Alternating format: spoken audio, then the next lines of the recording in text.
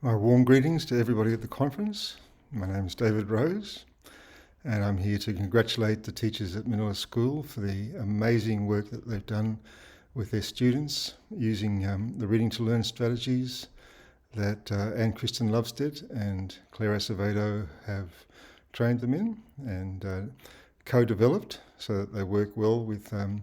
students who are deaf and hearing impaired. The conference is a marvellous opportunity for the teachers to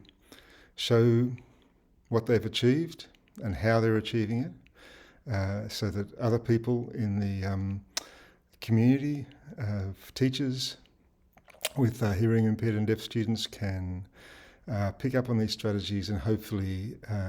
transform outcomes for their own students the way that the teachers at Manila School have done. So I'd like to thank Arbsfonden for making the conference possible, and I'd also like to, of course, to thank Reading for Life and the principals Ann-Christin and Claire Acevedo for all the hard work that they've done working with the teachers at Manila School. So Reading to Learn started working with students with language disadvantages, students who had no English in the home, and techniques were developed for these Indigenous students in Central Australia who spoke English as a second or third language to improve their reading and writing skills. And of course,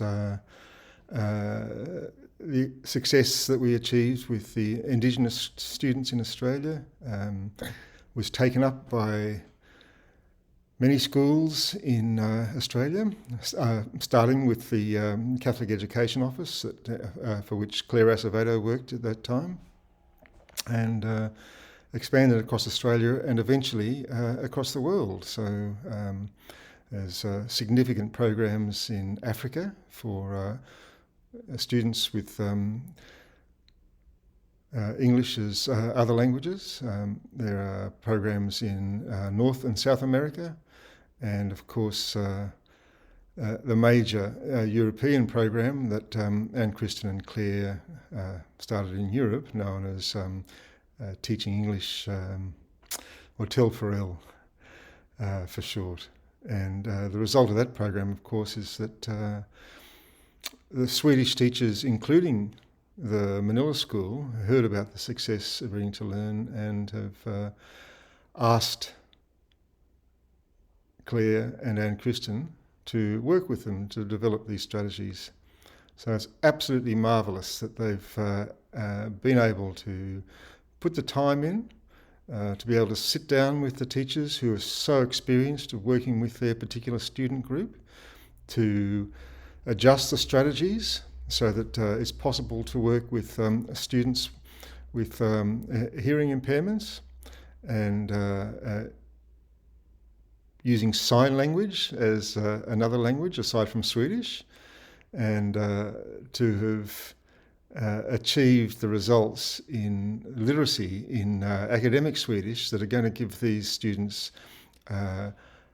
head start in their success in education. Why does Reading to Learn work so well with these and other students who come from different backgrounds with different starting points in education? Well, the first thing is that it starts with meaning. It starts with meaning in whole texts, which is actually how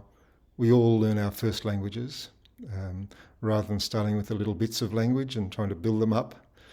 we start with meanings in whole texts, and we focus on giving our students sufficient guidance to be able to do what would be a very difficult task on their own successfully with the help of a teacher. Starting with the whole texts, we then take small passages of text and work on them intensively, using visual and manual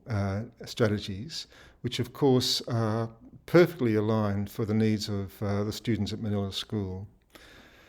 we read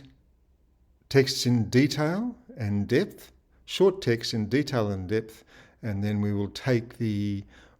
language out of those texts and manipulate them by writing them out, cutting them up, rearranging them, spelling them, saying them. And of course, in the Swedish the context of middle school, that would mean signing. So once students have control over all of those levels of language, starting with the whole text down to the smallest parts, then we build it back up again by putting those words back in sentences, putting the sentences back in short passages, and putting the short passages back in whole texts, so that very rapidly students whose literacy skills, who are struggling with their literacy, are able to read and write whole texts successfully. So I can't tell you what a thrill it is that this has worked so successfully with the students at Manila, and that the teachers at Manila School have been able to take this on board, put it together with their expertise as teachers of these students, and to produce outcomes that hopefully will be replicable for teachers all over Sweden and ultimately all over the world, to give students in the deaf and hearing impaired communities the advantages that they deserve in education.